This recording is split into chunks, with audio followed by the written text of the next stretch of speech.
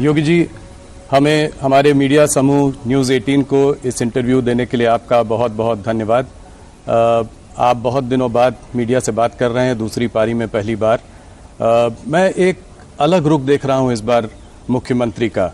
एक नई उत्साह है, एक नई उमंग है, और मैं ये देख रहा हूं कि इस बार इकोनॉमी पे बहुत बड़ा फोकस है, इस बार रिफॉर्म्स पर फोकस है, और आपने बहुत मेहनत की है पिछले कुछ महीनों में ग्लोबल इन्वेस्टर्स समिट करने की, जो कि अभी कुछ ही दिनों में होने वाला है। तो मेरा पहला सवाल ये है कि $1 ट्रिलियन इकोनॉमी, जिसको कि अगर मैं थोड़ा सिंप्लीफाई करूं अपने क्या कहते हैं दर्शकों के लिए, तो करीब 80 लाख करोड़ से ज़्यादा की इकोनॉमी, ये आप 4 साल में करना चाह रहे हैं, 2027 तक करना चाह रहे हैं। कैसे कर पाएंगे ये सब? राहुल जी, मैं धन्यवाद देता हूं आपको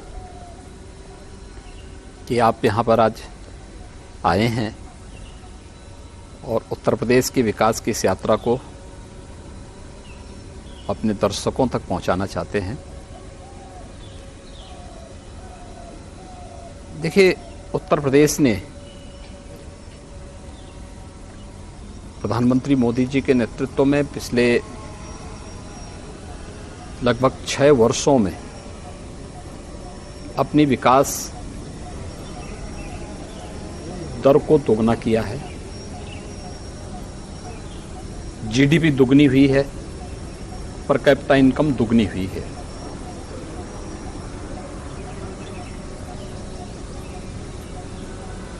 उत्तर प्रदेश $1 ट्रिलियन की इकोनॉमी बने। प्रधानमंत्री मोदी जी ने पहले जो यूपी का जो फर्स्ट इन्वेस्टर समिट था फरवरी 2018 में, उस समय इसका एक लक्ष्य हम सबको दिया था। इन्वेस्टर समिट के उन कार्यक्रमों को व्यवस्थित ढंग से आगे बढ़ाने के लिए हम लोगों ने कार्य प्रारंभ किया। इसी दौरान वैश्विक महामारी कोरोना आ गई। कोरोना के कारण बहुत सारी चीज़ें ऐसी थी जो आगे बढ़ नहीं पाई। उसने इकोनॉमी को भी काफ़ी हद तक उसके मार्ग में एक बाधा खड़ी की थी। लेकिन अब कोरोना से लगभग उत्तर प्रदेश भी, देश भी उभर चुका है। अब हमारे सामने था कि हम इसके लिए क्या नया प्रयास प्रारंभ करें, और अगर वास्तव में यूपी जैसे स्टेट की 25 करोड़ जनता के जीवन में परिवर्तन लाना है, अगर भारत को प्रधानमंत्री जी के विजन के अनुरूप $5 ट्रिलियन की इकोनॉमी बनानी है, तो उत्तर प्रदेश को अपना रोल उसमें अदा करना पड़ेगा। इसके लिए व्यापक रिफॉर्म किए गए। उन सेक्टर्स की पहचान हुई जिनमें यहाँ पे निवेश हो सकता था। 25 ऐसे सेक्टर निकले, उनकी पॉलिसी बनाई गई।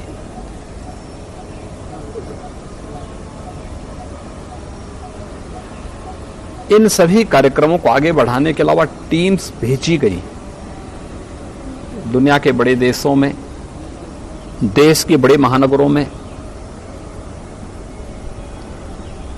और आज मुझे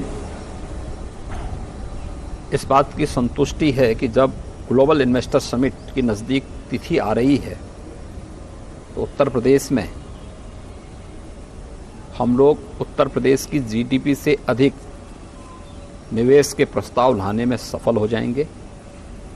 और उत्तर प्रदेश जो अनंत संभावनाओं वाला प्रदेश है, जिसमें केवल औद्योगिक निवेश ही नहीं, बल्कि हमारे पास तो एग्रीकल्चर के फील्ड में भी बहुत बड़ा स्कोप है, एमएसएमई के फील्ड में है, हमारे पास अपना मैन पावर है, बहुत अच्छा मैन पावर हमारे पास है।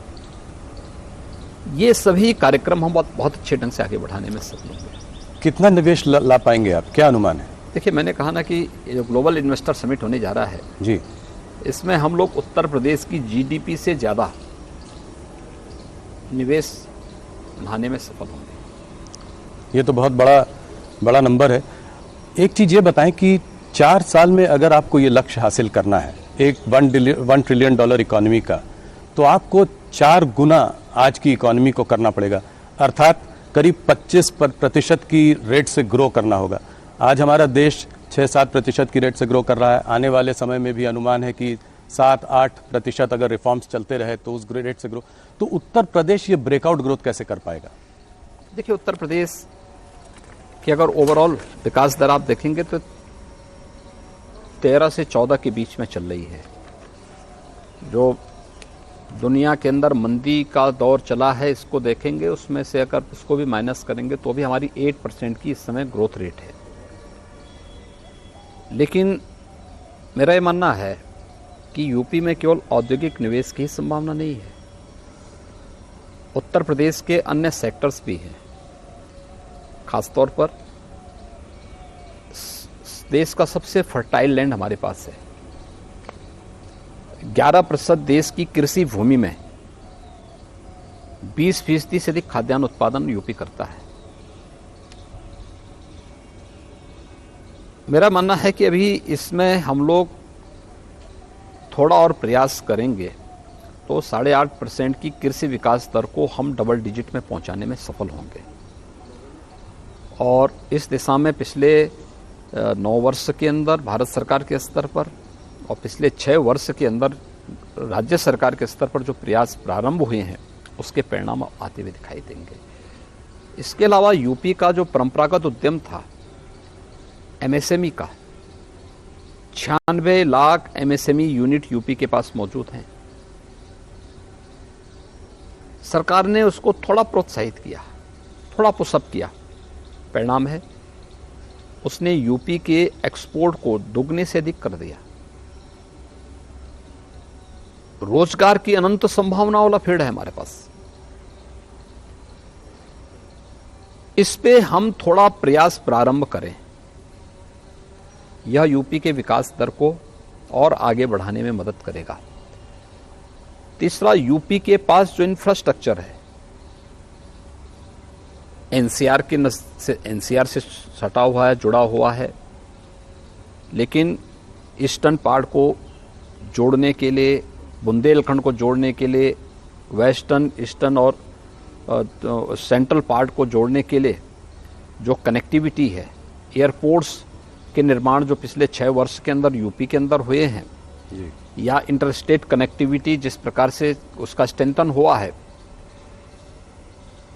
लैंड लॉक्ड स्टेट से हट करके आज हमारे पास पूर्वी बंदरगाह से जुड़ने के लिए देश का वाटरवे नंबर 1 आज यूपी के पास मौजूद है। एक्सप्रेस हाईवे का जो जाल यूपी के अंदर पिछले 6-7 वर्षों के अंदर बिछा है, ये सभी चीजें यूपी की इकोनॉमी को समयबद्ध तरीके से आगे बढ़ाने और अपने लक्ष्य को प्राप्त करने का एक अवसर देता है। अगले 4 साल में आपको क्या लगता है कितनी नौकरियां दे पाएंगे आप यहाँ पे? ये एक देखिए, मुद्दा भी रहा है पहले। अभी हम लोगों ने पिछले 6 वर्ष के अंदर 5 लाख से अधिक सरकारी नौकरी दी जी। एमएसएमई और विश्वकर्मा श्रम सम्मान के माध्यम से हम लोगों ने प्रदेश के अंदर 1,61,000 से अधिक यूथ को उसके साथ जोड़ने में हमें मदद मिली। प्रदेश के अंदर प्रधानमंत्री मुद्रा योजना और मुख्यमंत्री युवा स्वरोजगार योजना और अन्य तमाम योजनाओं के माध्यम से हम लोग 60 लाख से अधिक व्यापारी और उद्यमियों को आर्थिक स्वावलंबन के साथ जोड़ने में हमें मदद मिली। यह हमारे पिछले 5-6 वर्षों का है। अगले 6 वर्ष के अंदर जिस प्रकार से लोगों ने और दुनिया के उद्यमी और निवेशकों ने यूपी में रुचि ली है, अगर इन सब के परिणाम अगर आप देखेंगे तो मेरा ये मानना है कि यूपी लाखों नौजवानों को नौकरी की सुविधा यहाँ पर देने में सफल होगा। एक आंकड़ा दीजिए, अगले 4 साल में जैसे जैसे $1 ट्रिलियन की तरफ बढ़ेंगे तो कितनी प्राइवेट सेक्टर नौकरियां क्रिएट हो सकती हैं? देखिए, मैंने कहा ना, ये अभी मैंने एक सेक्टर की मैं बात कर रहा हूँ, लेकिन हमारे पास अभी एमओयू चल रहे हैं, बड़े पैमाने पे लोगों ने रुचि ली है।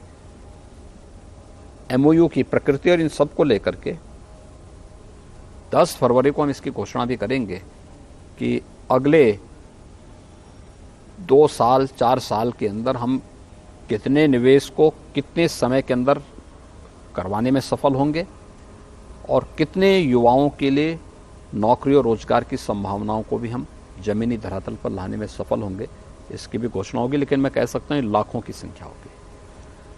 पहले देखा गया है 2018 2019 में भी आपने इन्वेस्टर समिट किया, उसमें भी काफ़ी एमओयू साइन हुए, जैसे कि 4.5 लाख करोड़ के एमओयू साइन हुए। तो इसमें कन्वर्जन कितना हुआ, मतलब कितना निवेश आया? देखिए, मैंने तब भी कहा था कि यूपी में हम उतना निवेश करवाने में सफल होंगे, उतना हम लोग एमओयू कराएंगे जितना यूपी की वार्षिक बजट होगा। 4,28,000 का हमारा वार्षिक बजट उस समय था जी। हमारे पास 4,68,000 करोड़ रुपए के प्रस्ताव आए थे। और मुझे प्रसन्नता है कि कोविड-19 के बावजूद हम लोग लगभग 4 लाख करोड़ के निवेश प्रस्तावों को जमीनी धरातल पर उतारने में सफल हुए। 4 लाख करोड़ 4 लाख करोड़ से अधिक के। इसमें बहुत सारी यूनिट तो अब प्रोडक्शन भी शुरू कर दी है।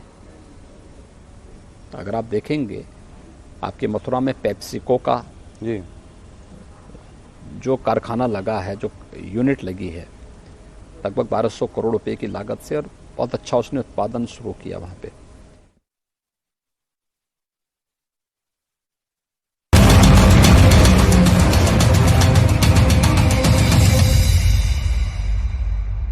अनाज दड़े सुपरफाइन, गरघंटी तो माइक्रोफाइन।